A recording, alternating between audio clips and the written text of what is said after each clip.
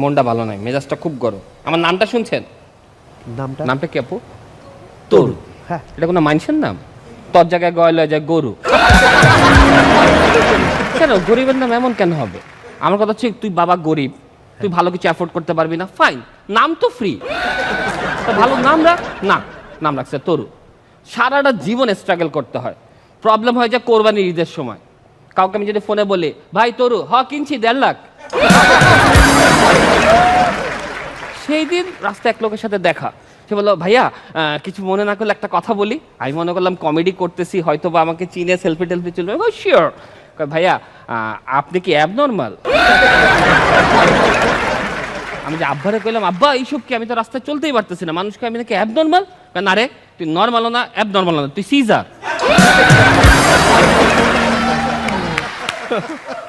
Abnormal থেকে মনে পড়লো আমার আব্বার কথা।